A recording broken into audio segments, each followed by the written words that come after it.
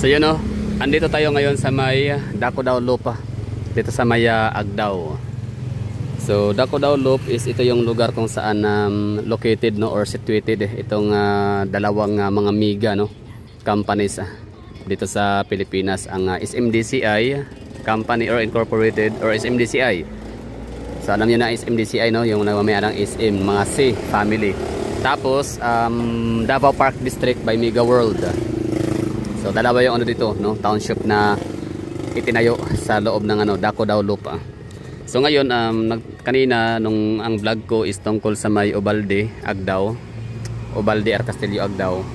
So sabi ko kung sinong, I mean 'di ba, natanong ko na sino kaya namamayari dito sa Dacodaw Loop na to dito, sinong family. So sabi ko parang baka si Banggoy or si Bautista. So ang bobo ko sa area na yon kasi Dacodaw na nga eh, di ba? Oh, parang nga pala no, Dacodaw pala. Okay, so Dacodaw, yun parang ano pala siya, family name pala ang Dacodaw. So it's a clan. So ngayon binasa ho natin kung sino nga ba si Dacodaw. So syempre meron naman tayong Wikipedia. Sabi nga nila, Wikipedia is our friend. So binasa ho natin no. So sabi ko, who is Dacodaw in Davao? So yun, World War II. Elias, yan ang nakalagay. So kailan ba ang World War II? So ganap siya ng ano no, 1945. Yes, tama ba? Okay, so World War II, Elias P. Dacodaw was the husband of Teresa Gaston, sister of German Gaston of Silay, and daughter of Felix Gaston, son of Victor Leopold Gaston. They are referred to as the Gastons from Davao. So Gastons, no, diba? Mga mayayaman sa Davao no, hindi masyadong kilala yung mga pangalan, apelyido. Yung ano lang sila, low-key lang no, sekreto lang sila masyado.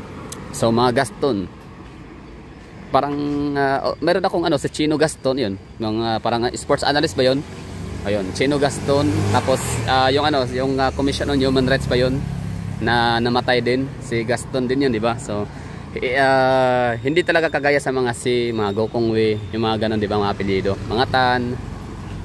So Gaston, so hindi siya masyadong ano no, ang mga Villanueva yun, mga Lopezes, di ba, mga sikat yan eh. So ngayon ditong ano, itong si Gaston, parang hindi ko siya masyadong narinig pa. So Gaston family. So yun na nga. So si Elias P. Dacodaw pala ay an husband no ni Teresita Gaston. So ibig sabihin mas ano, mas kilala ang mga Gaston, mas powerful or mas influential dati. Kasi pag i-trace mo si ano, si Dacodaw, agad-agad na ma-attach or malilink sa kanya puro mga Gaston family, kapatid, di ba? Mga gano'n no, mga tiyuhin, tiyahin, anak, lolo't lola, mga gano'n no. So Gaston clans of Davao. So itong si Elias Dacodaw. Okay, so nag-Wikipedia ulit tayo dito about more on Elias Dacodaw, pero wala na tayong nakikitang iba pang mga source no, I mean ano, information. So napaka-limited no ng information about Dacodaw, Elias Dacodaw dito sa Wikipedia. So siguro meron man, pero parang wala na akong sapat na oras para hahanapin pa no, to dig farther. So ang gawin natin dito, wala lang, i-videohin ko na yung lugar na to dito kung saan merong dalawang township, is MDCI and Davao Park District by Mega World. So ito yun, Dacodaw Loop. So ang sagot dito, ang namamayari nitong Dacodaw Loop is Elias Dacodaw. Yun na nga, na link siya ng mga Gastons. Alright, at nabanggit ang Silay. Ano yun? Silay City. Saan ba yung Silay City? Diba? Negros Occidental. Anyway, so LPDH, ito yung anong meron sa Dacodaw Loop. So ito yun. Hindi ko na alamin kung ilang hektarya tong Dacodaw Loop na to dito. Basta si Davao Park District alone is 11 hectares na siya. So what more, itong si Lin Residences kasama si SM Lanang no? Itong sa SMDCI. So baka nasa mga estimated ko to dito, nasa mga ano din no, mga 15 hectares, 15 to 20, mga 20 hectares to 30 hectares. So malaki-laki din no, na township na business district itong area. So merong BPO, merong hospitals, merong universities. University lang pala. Kasi isa lang yung itatayong university dito sa Davao Park District. Tapos yun, mga condominiums and hotels and restaurants. Ano ba? Mga park no? And yun, yung hospital, LPDH. So ngayon, lakad-lakad na dito. Dahil nga sa Halloween, yan na nga, sabi ko sa inyo kanina sa isang video na ito yung opportunity natin mga Pilipino, no, na makapaggala or makapagbakasyon sa trabaho, lalo sa mga empleyado, no, na hindi mo na kailangan mag-file ng sick leave para makapagbakasyon kasama ang pamilya or makapag out of town. Sa mga taga Davao, paboritong puntahan ay ang Island Garden City of Samal, Mati City. Ito yun, Daco Dao Loop. Dati itong Lanang Golf Club. Tapos ano to dito, bahain. So yan na yung ano dito, rising, no, completing or in the completion of 11 hectares of Davao Park District by Mega World is on their way, di ba? So makipagsabayan na sila sa SM Lanang next one of this no, maaring next year or next 2 years. Yan lang, no, update natin dito, Daco Dao Loop Agdao.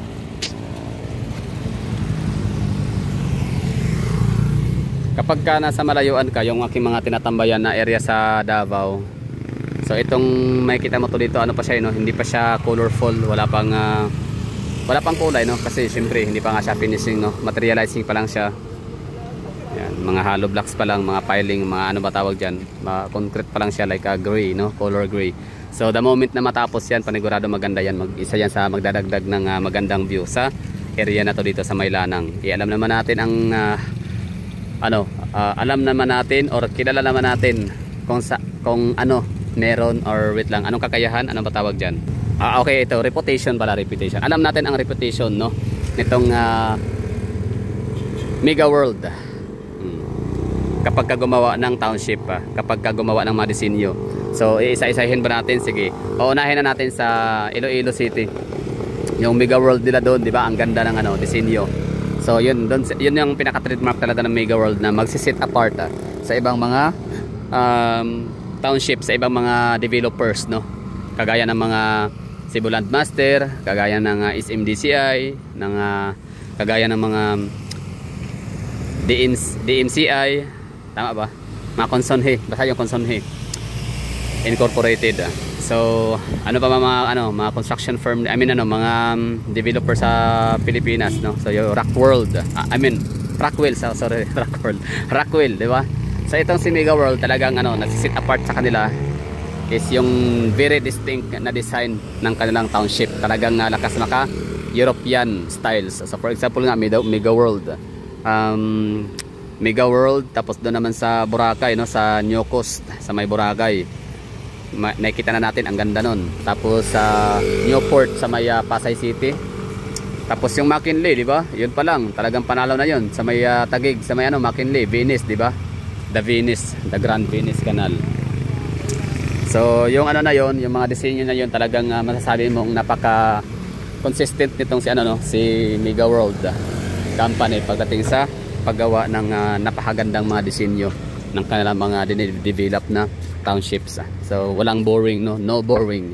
So yun yung reputation ni Mega World, na nais nilang ipahiwatig talaga sa atin na hindi lang sila basta township, hindi lang sila basta nagde-develop, no, ng township, kundi sila din talaga ay hindi lang sila basta kayo nagbibigay ng mga source of income, hindi lang sila basta nagge-generate ng trabaho, livelihood sa mga tao sa lugar, kundi talagang nagbibigay din talaga sila na napakaganda at napakalupit na disenyo para magiging dagdag attraction, no.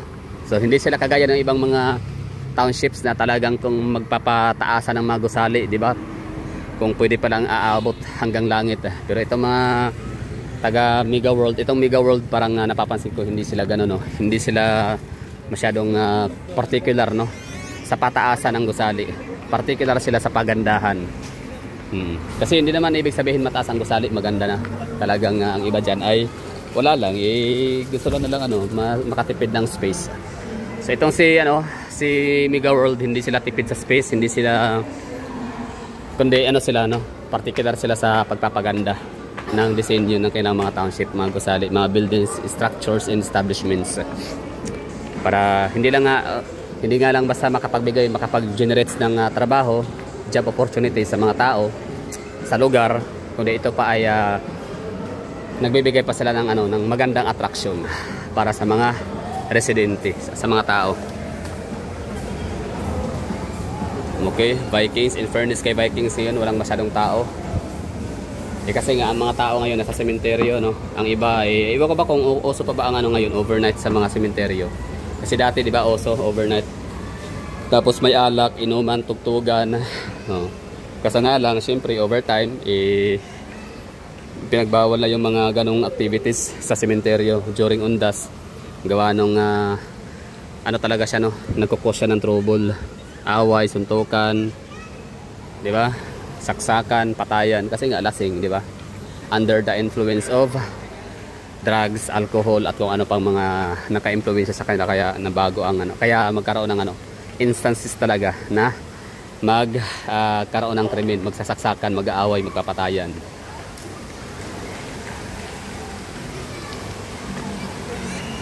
Yan na yung Davao Park District. Tapos Lanang Premier Doctors Hospital or LPDHI. Yung Lynn Residences, di na rin mahita, doon lang na area. So shout out pala sa mga nakuha ng unit sa Lynn Residences, no. Pagkakaalam ko meron akong mga viewers dito na nanonood dahil nakabili sila ng property diyan sa Residences, Lynn Residences. Nakabili sila ng unit pero parang meron na silang balak yata na ibenta. So di ko alam kung bakit kailangan ibenta.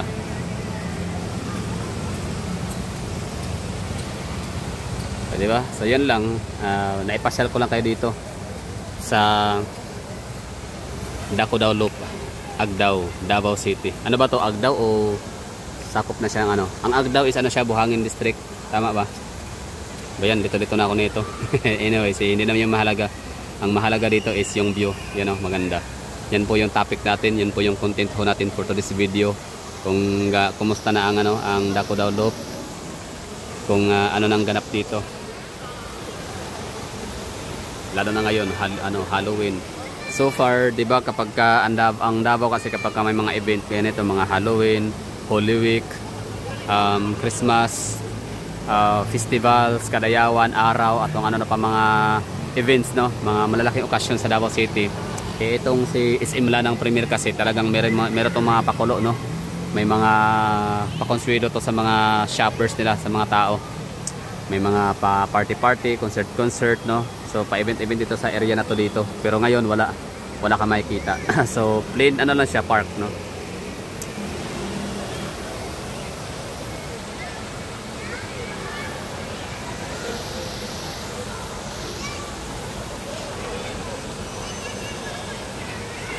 Diba? Ang ganda lang tignan, no? So hindi pa yan tapos, syempre. So the moment na matapos itong 11 hectares ni Davao Park District, matayuan na ng mga gusali lahat, no? Kompleto na, materialize na lahat, open na siya para sa lahat. So ang mangyari ay napakaganda nito, di ba? Napakagandang lugar, napaka-perfect na lugar para pasyalan. So picture perfect na siya lalo, no? Kasi madadagdagan nga ng additional attraction view itong Daco Dao Loop na area na to dito sa Lanang and Agdao. Kasi nga sabi ko nga sa inyo, itong si Mega World ay hindi siya basta lang nagde-develop, no, ng township. Hindi lang sila basta kayo nagbibigay ng trabaho, ng job opportunities sa mga young professionals, sa mga jobless or sa mga job seekers, kundi sila din talaga ay nagbibigay talaga ng tumutulong sila, no, sa isang sa pamayanan, tumutulong sila sa lokal para magkaroon ng dagdag attraction, magkakaroon ng dagdag view and dagdag beauty sa isang lugar, di ba? So yun na nga, just like Iloilo City. Well, Iloilo City, aminin natin na isa rin talaga sa nagpapadagdag ng attraction or view sa syudad nila is yung Mega World. Pero kahit naman walang Mega World ang Iloilo City, maganda pa rin naman ang nila, yung kailang city proper, no? Ang ganda. Andun yung mga lumang mga gusali, andun pa rin yung mga old western style na mga buildings, plus dadagdagan pa ng Mega World. So astig, ang ganda lang view, beautiful. So dito rin sa Davao, no, magiging ano din to, beautiful. So dito sa Davao City, syempre nga, kapag mamamasyal kayo dito, ibig ko sabihin, parang basta hirap siyang ikutin sa isang araw, 2 araw lang ang buong Davao. Maliban na lang kung meron kayong sasakyan, tapos hindi traffic, kaya nyo ikutin ang lahat ng ano namin dito. Poblacion district lang ha. Tsaka ang Davao City kasi hindi lang Poblacion district ang may offer namin dito na tanawin na pwedeng puntahan, no. Pwede rin kayong magpunta rin kayo sa Mount Apo, di ba? Punta rin kayo ng Eden Park, Eden Nature Park sa Toril, Barangay Toril. I mean sa may anong barangay ba 'yon? Eden, Barangay Eden, Toril District. Punta rin kayo ng Marilog kasi doon yung mga Sea of Clouds, ang daming mga doon, mga overlooking, ang ganda na mga resort, mga inland resorts, ang ganda. Tapos ano pa bang mga magandang lugar sa Davao na pupuntahan? Davao City ha, we're talking about Davao City. Hindi pa kasama yung Digos, Tagum, Mati, and Samal. So Davao pa lang. Marami na tayong pwedeng puntahan dito. So talagang kailangan ng magandang maiging pagpaplano bago kayo pumunta ng Davao. Kailangan meron na kayong mga itinerary para ma-accommodate kayo, no? Or yung days of stay nyo dito is talagang masusulit. Tapos ngayon, pag idagdag pa natin yung Mati City, that's 5 hours away, no? Maragusan, Davao de Oro, Tagum City, maganda rin mamasyal dun. Tapos Digo City, no? Meron ding maganda din sa Digo City pasyalan, lalo yung Kapatagan. Tapos Buda, Bukidnon area. Although hindi nasakop ng Davao ang Bukidnon kasi probinsya na yan ng Central Northern Mindanao. Anyways, yun na siguro. Okay na tayo dito. Thank you for watching. Lalakad ko pa kayo dito para maipakita ko sa inyo yung ganda. So sa Davao City, city tour. Pwede ka na yung mag-city tour dito. Ano ba yung pinakaunang puntahan? Siyempre, yung City Hall of Davao na kinukutya ng marami. Kasi nga, napakayaman na ng Davao pero ang pangit na ng City Hall. Well, ang City Hall is napaka-iconic ng City Hall of Davao. Kasi nga, dyan lang naman ang training ground ng mga Duterte. I mean, dyan lang naman nagsimula ang pinakamagaling, pinakamahusay na presidente sa buong Pilipinas. Well, again, that's subjective, no? Maaaring may mag-agree, maaaring hindi. Pero syempre, based on na lang tayo, popular, no? Popularity. So, Duterte ang pinaka-popular na naging presidente ng Pilipinas. So, hindi na si Ferdinand Marcos sana, pero yun infamous yun Oo, yung tatay. Yung yung senior Ferdinand Marcos Senior, yun infamous yun, kilala yun sa sikat ang pangalan niya dahil nga sa graft on corruption. Sa 21 years ka ba naman na nanunungkulan, di ba, bilang presidente, so paano ka hindi makikilala? Tapos ang daming mga controversies. So yun nga, graft in corruption, tapos mga ill-gotten wealth, di ba? So tapos binaon ng Pilipinas sa napakalaking utang. So, ibig sabihin nun, para sa akin, ito ba akin lang do. So, pag popularity, dahil nga sa, hindi lang controversy, kundi maging sa mga tao ba, no? So, di ba, kita nyo ngayon, itong huli lang. Di ba, kapag Duterte basta grabe ang clout. Grabe ang clout ng Duterte. Ang Marcos, walang clout masyado ang Marcos Mas may clout pa si Robredo. Si Leni Robredo. Si Santiago, Miriam Defensor Santiago. Yun, may mga clout yun, tunay. Kisa sa mga Marcoses. Clout means yung interesting pag-usapan. Ang daming mga nakikinig, ang daming mga nanonood. Ang daming humihinto panandalian sa kanilang ginagawa para manood, makinig. Pagmasdan, no? Ang eksena na may kinalaman ang mga Duterte. So, mas popular. And pinakamataas sa trust ratings in popularity ang mga Duterte. So yun, bali Davao City, City Hall, no, na pinagtatawanan ng iba kasi nga hindi daw maganda, pero yun na nga, napaka-iconic kasi doon nagmumula ang greatest of all time, Duterte. GOAT. I declare. Ako na yung mag-declare, no? So Duterte, the greatest of all time. So City Hall, Bangkirohan, no? Or public market, or Agdao public market. Kasi doon yung makikita yung mga prutas, napakadami. Fresh fruits talaga. Tapos mga pagkain luto, pero yung mga luto, mga pagkain hindi naman masyadong iconic ang mga pagkain sa Davao. Iba talaga kapag Cebu, iba talaga kapag ka Iloilo, iba talaga kapag ka Jinsan, iba talaga kapag ka yun, no? So Davao City, fruits lang talaga yung ano namin dito may offer na mga pagkain. Cuisine, well, kinilaw, pero hindi naman kasi lahat mahilig magkilawin or kinilaw, di ba? Oh, pero fruits, halos lahat mahilig sa fruits. So kung ayaw nyo sa durian, meron naman kayong option. Meron namang mangosteen, may lanzones, merong mangga, merong saging, tsaka ano pa ba? Meron pa akong nakaligtaan, pomelo, ayun, no? World class or world export quality na pomelo ng Davao.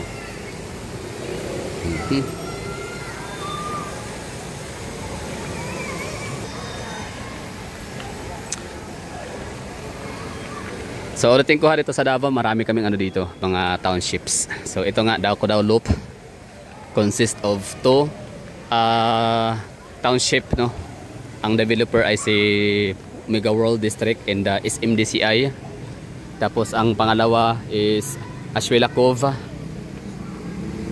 23 hectares Ashuela Cove. Tapos Casamira, LPU Davao, no? Sa may harap ng airport, sa harap ng lugar ni Pastor Apollo Kibuloy, Kingdom of Jesus Christ or KOGC. So meron silang 17 hectares total of township.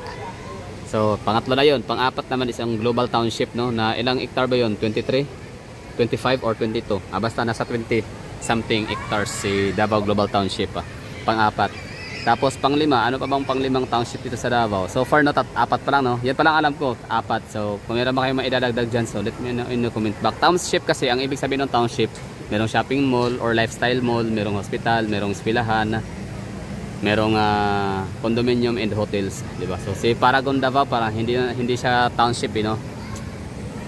Kasi wala naman siyang eskwelahan, wala naman siyang di ba? Ganun lang. I don't know. So basta kayo na bahala diyan. Mag dagdag pa, no, for more information, mga taga Davao.